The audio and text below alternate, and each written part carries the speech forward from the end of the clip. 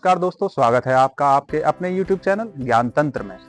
दोस्तों, आज हम आए हैं एक लाइब्रेरी के अंदर और उन बच्चों से जानने का प्रयास करेंगे जो 17 और 18 फरवरी में उत्तर प्रदेश पुलिस में भर्तियां आयोजित हुई थी और धांधली के कारण उन भर्तियों को स्थगित कर अगले 6 महीने में पुनः से आयोजित कराने का सरकार ने आदेश दिया है।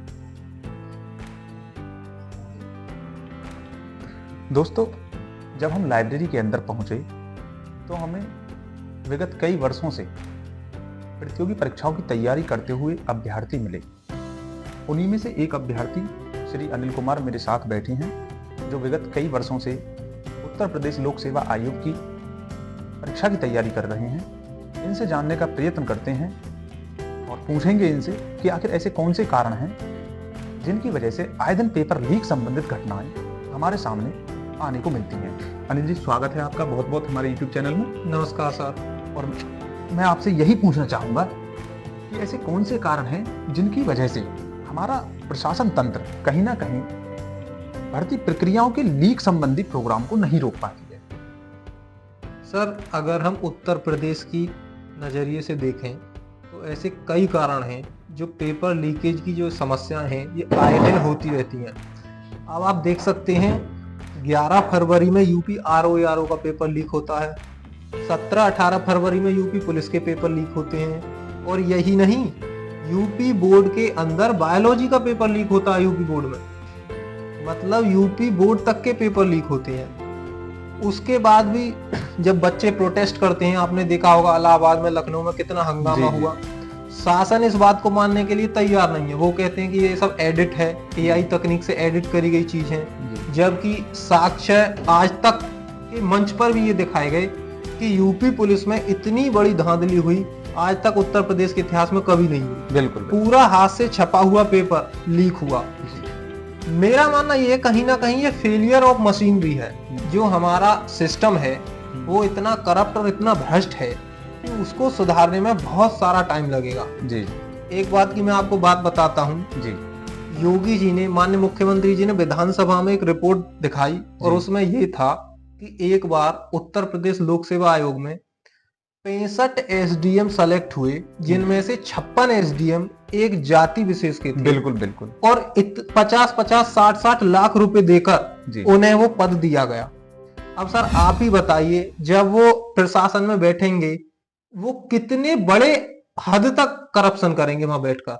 अनिल जी, आप जिस प्रकार से बता रहे हैं, पैसों के माध्यम से सीट को खरीद लेता है। जब एक सिपाही की भर्ती परीक्षा में सेंधमारी हो जाती है और एक सिपाही समाज का अभिन्न अंग है, क्योंकि उसके ऊपर दायित्व है इस समाज को सुधारने का, इस सारी सामाजिक व्यवस्था को चलाने का सुचारू रूप से। लेकिन जब एक से एक अयोग्य व्यक्ति उस पद को हासिल कर लेंगे तो समाज में एक भीभत्स स्थिति पैदा हो जाएगी।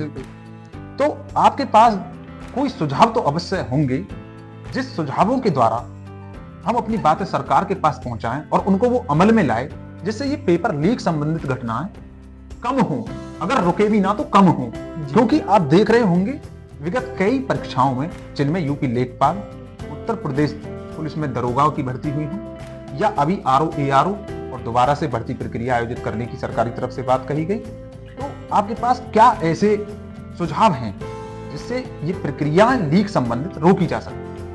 सर, ऐसे सुझाव बहुत सारे हैं जो सरकार इनको मान सकती है और इस पर काम भी कर सकती है। जैसे लोकसभा भंग होने से पहले लोकसभा में एक बिल लाया गया कि पेपर लीकेज से संबंधित अगर कोई पकड़ा जाता है तो उस पे 1 करोड़ का जुर्माना और 10 साल की सजा है जी। सर, ये बिल आया तो है, लेकिन यथार्थ पर कब दिखेगा, बच्चों के सामने कब आएगा जी। इसको अब जैसे मुख्यमंत्री जी, मैं आपको 1 मिनट के लिए रोकना चाहूंगा, क्षमा चाहता हूं, क्योंकि जिस बिल की विषय में आपने चर्चा की 1 करोड़ रुपए का, और उसमें कारावास का भी काफी जिक्र है जी।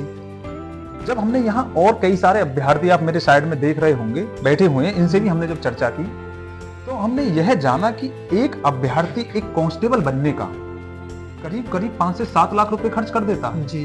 और ये जो इनका रैकेट फैला हुआ है दलालों का, वो इतने वृहत स्तर पर है कि वो बड़ी आसानी से 1 करोड़, मतलब कोई रकम नहीं है उनके आगे, वो करीब कई सौ करोड़ रुपयों की धांधली इन भर्ती प्रक्रियाओं में लीकेज कर लेते हैं।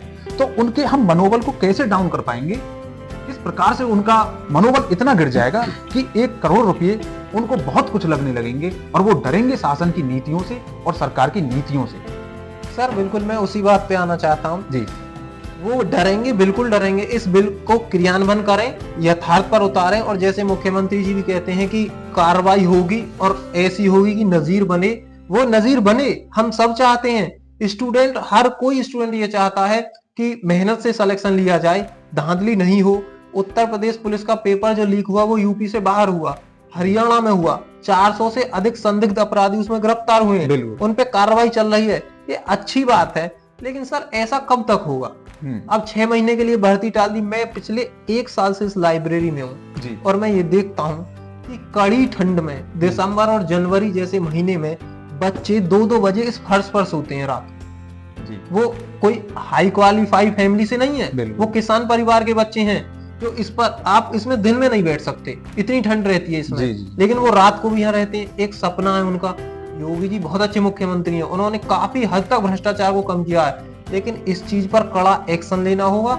और केवल राज्य सरकार को ही नहीं, केंद्र सरकार से भी ये हमारी मांग है कि मोदी जी इंडिया टुडे के कॉन्क्लेव में जो हाल ही हुआ, रिसेंटली परसों हुआ था, उसमें उन्होंने कई सरकार की नीतियां गिनवाई कि आने वाले 5 साल में हम इकोनॉमी वहां ले जाएंगे, स्पेस सेक्टर को वहां ले जाएंगे, डिफेंस को वहां ले जाएंगे।